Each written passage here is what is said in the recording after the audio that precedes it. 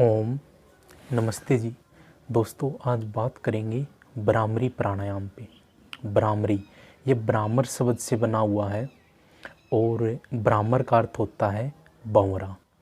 जिस तरीके से बंवरा आवाज़ निकालता है हमें उसी तरीके से इस प्राणायाम के अंदर आवाज़ निकालनी होती है। और ये आवाज़ इतनी सुखदायी होती है, इतनी आनंद देने वाली होती है कि यदि आपका मस्तिष्क इधर उधर विचारों में भटकता है तो आप इस प्राणायाम को करें, आपको तुरंत एक शांति महसूस होगी और आपका जो मस्तिष्क है इधर उधर घूम रहा है वो एक जगह पे एकाग्र हो जाएगा। दोस्तों अब बात करते हैं ब्राह्मरी प्राणायाम की विधि। आप जिस भी आसन में बैठना चाहें, पद्मासन, सीधासन, सुखासन या फिर वज्रासन, किसी भी आसन में बैठ सकते हैं। आपकी कमर गर्दन सीधी होनी चाहिए। या फिर अगर आपके घुटनों में दर्द ज़्यादा रहता है, आप ज़मीन के ऊपर नहीं बैठ सकते तो आप कुर्सी के ऊपर भी बैठ सकते हो, कोई दिक्कत नहीं, लेकिन आपकी कमर गर्दन बिल्कुल सीधी होनी चाहिए। दोस्तों अब बात आती है कि आपको ब्राह्मरी प्राणायाम में अपने हाथों की पोजीशन कैसे रखनी होती है। ज़्यादातर दोस्तों इस तरीके से बताया जाता है कि आपकी ये 3 उंगलियां, ये तो आँखों के ऊपर, और जो ये ऊपर वाली उंगलियां हैं ये आपकी भौहों के ऊपर इस तरीके से, और जो अंगूठे के द्वारा आपको ये कान का जो छोटा सा हिस्सा होता है बाहर, इसको दबाना होता है। लेकिन आपको बहुत ज़्यादा नहीं दबाना है कि कहीं इस पर बहुत ज़्यादा प्रेशर डाल दो, बस आपको इतना दबाना होता है कि बाहर की आवाज़ आपको सुनाई न दे। लेकिन दोस्तों मैं हाथों की पोजीशन इस तरीके से आपको नहीं बताऊंगा, क्योंकि ब्राह्मरी ये आनंद देने वाला, एक शांति देने वाला प्राणायाम होता है। आप इसको ज़्यादा लंबे समय तक भी कर सकते हो, आप आधे घंटे तक भी कर सकते हो, कोई दिक्कत नहीं। लेकिन अगर आप इस तरीके से हाथों की पोजीशन करके अगर आप 10 से 15 मिनट भी करोगे तो आपके हाथ दर्द करना शुरू कर देंगे और आप आसन के अंदर एक कंफर्ट नहीं हो पाओगे, शांत नहीं हो पाओगे। तो अब बात आती है कि हाथों की फिर सही पोजीशन क्या होनी चाहिए। दोस्तों आपको अपनी ये 3 उंगलियां इस तरीके से नीचे हथेली पे मिला लेनी है और इस पहली वाली उंगली का ही हम इस्तेमाल करेंगे और इसी उंगली से हम कान के इस हिस्से को दबाएंगे। और याद रहे बहुत ज़्यादा प्रेशर नहीं डालना है, सिर्फ इतना दबाना है कि बाहर की आवाज़ अंदर ना आए। और यदि माहौल बिल्कुल शांत है, जहाँ पे आप योग करते हो वातावरण शांत है, तो आप बिना हाथों की पोजीशन ऐसे किए भी आप ब्राह्मरी कर सकते हो। और लेकिन यदि आपको कोई शोर सुनाई देता है तो आप फिर अपने हाथों से कानों को इस तरीके से बंद करके आप ब्राह्मरी प्राणायाम कर सकते हो। तो और दोस्तों आपको सांस बिल्कुल लंबी गहरी भरनी है। यदि आप इस तरीके से सांस भरोगे तो ये सांस सिर्फ और सिर्फ 2 से 3 सेकंड ही भरी, और इससे न तो आपके शरीर के अंदर ऑक्सीजन का प्रसार हो पाएगा और न ही आप अच्छे से शांत हो पाओगे। तो आपको कम से कम 10 से 15 सेकंड के अंदर सांस भरनी है और 10 से 15 सेकंड बवरे की तरह आवाज़ निकालते हुए आपको छोड़नी है। तो दोस्तों अब आपको ब्राह्मरी करनी कैसे है वो मैं आपको बताता हूँ। आपके हाथों की पोजीशन बिल्कुल ये होनी चाहिए। यदि आप इसको लंबे समय तक भी करोगे तो आपके हाथ बिल्कुल भी दर्द नहीं करेंगे। तो इस तरीके से कानों के इस हिस्से को दबाना है, आंखें बंद होनी चाहिए और लंबी गहरी सांस आपको लेनी है।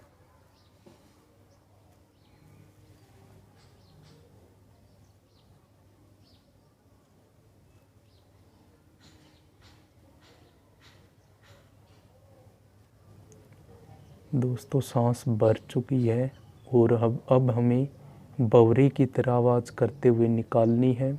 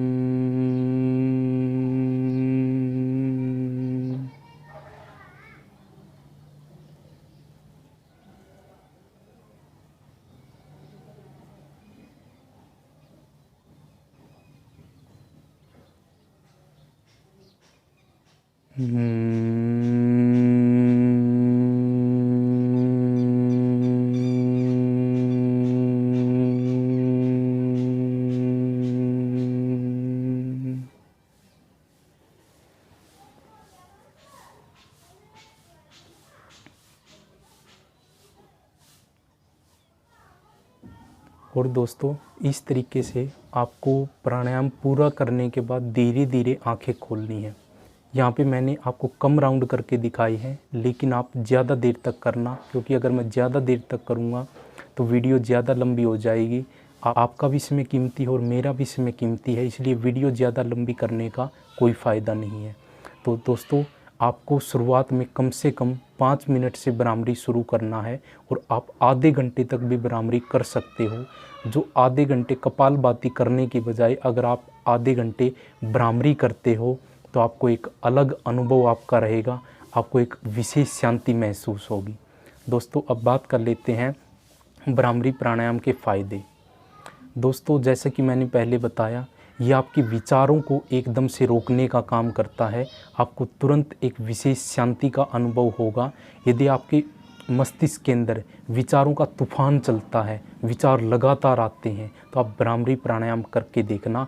ये प्राणायाम आपको वर्तमान में उपस्थित करने का काम करेगा और आपके मस्तिष्क के अंदर विचारों को रोक के एकाग्रता बढ़ाने का काम करेगा।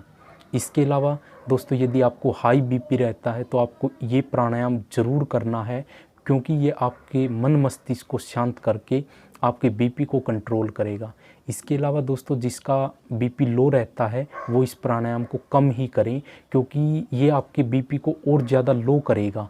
क्योंकि आपके अंदर यदि शांति आएगी तो आपका बीपी लो होगा, तो इसलिए आप इस प्राणायाम को जिसका लो बीपी रहता है वो कम ही करें। इसके अलावा दोस्तों यदि आपको माइग्रेन की समस्या है तो माइग्रेन में ये आपके लिए विशेष उपयोगी है। और दोस्तों इस प्राणायाम से हमारा स्वर तंत्र मजबूत होता है। ज़्यादातर जिन व्यक्तियों का बोलने से संबंधित काम होता है, जैसे कि किसी का अध्यापन का कार्य है, मैंने ज़्यादातर अध्यापकों को देखा है कि जब उनको 10-15 साल या इससे ज़्यादा समय हो जाता है अध्यापन का कार्य करते हुए, तो बोलने की वजह से उनके गले में उनके स्वर तंत्र में कुछ गड़बड़ी आ जाती है। तो डॉक्टर उनको कम बोलने के लिए बोलता है, और अध्यापक का बिना बोले तो काम हो नहीं सकता। तो यदि आपके गले में स्वर तंत्र में कोई दिक्कत आई है तो आप भ्रामरी प्राणायाम हर रोज़ 15 से 20 मिनट तो कम से कम ज़रूर करें, आपको विशेष फ़ायदा देखने को मिलेगा। इसके अलावा दोस्तों यदि आपको थायराइड की समस्या है तो थायराइड में ये प्राणायाम विशेष उपयोगी है, आपको काफ़ी फ़ायदा पहुंचाने का काम करेगा। यदि आपको डिप्रेशन या एंजाइटी के आप शिकार हैं तो ये प्राणायाम आपको ज़रूर करना है, क्योंकि ब्रेन को शांत करने का काम करता है और आपकी डिप्रेशन और एंजाइटी को बिल्कुल कम कर देगा। और यदि आप 2 से 3 महीने लगातार इसको करते हो तो आपको डिप्रेशन एंजाइटी छू भी नहीं सकता।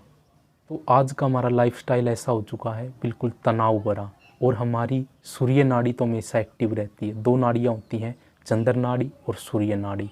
सूर्य नाड़ी हमें ऊर्जा देती है, लेकिन अगर सूर्य नाड़ी एक लिमिट से ज़्यादा एक्टिव हो जाए तो बीपी की समस्या, एंजाइटी, तनाव, डिप्रेशन, ये चीज़ें हमें परेशान कर सकती हैं। दोस्तों आज के लाइफस्टाइल के अनुसार देखें तो हमारी सूर्य नाड़ी बहुत ज़्यादा एक्टिव हो चुकी है, तो इसीलिए इसको बैलेंस करने के लिए हमें चंद्र नाड़ी को एक्टिव करना होगा, और चंद्र नाड़ी को ये प्राणायाम अच्छे से एक्टिव करेगा और आपको एक विशेष शांति देने का काम करेगा।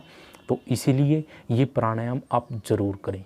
गर्भवती महिलाएं भी इस प्राणायाम को करें, क्योंकि आपको एक विशेष शांति देने का काम करेगा। और दोस्तों शुरुआत में आप 5 मिनट से तो कम से कम इसको शुरू करें। धीरे धीरे जैसे ही आपका आसन लगता जाएगा आप इसकी अवधि को बढ़ा सकते हो। दोस्तों भ्रामरी प्राणायाम करना है, सिर्फ सीखना नहीं। तो करो और कमेंट बॉक्स के अंदर उसके फ़ायदे लिखो कि आपको क्या क्या फ़ायदे हुए। दोस्तों आज की वीडियो कैसी लगी ये भी आपको कमेंट बॉक्स के अंदर लिखना है। इसके अलावा यदि अभी तक अपने चैनल वैदिक हेल्थ टिप्स को सब्सक्राइब नहीं किया है तो सब्सक्राइब ज़रूर करें, और दोस्तों बेल के आइकन पर आपको प्रेस ज़रूर करना है, नहीं तो आपको नोटिफिकेशन नहीं मिल पाएगा। और दोस्तों आप वैदिक हेल्थ टिप्स चैनल को बहुत अच्छे से सपोर्ट कर रहे हो, तो उसके लिए आपका दिल से धन्यवाद। और दोस्तों वैदिक हेल्थ टिप्स के नाम से हमारा फेसबुक पेज भी है, जिसका लिंक आपको नीचे डिस्क्रिप्शन बॉक्स के अंदर मिल जाएगा।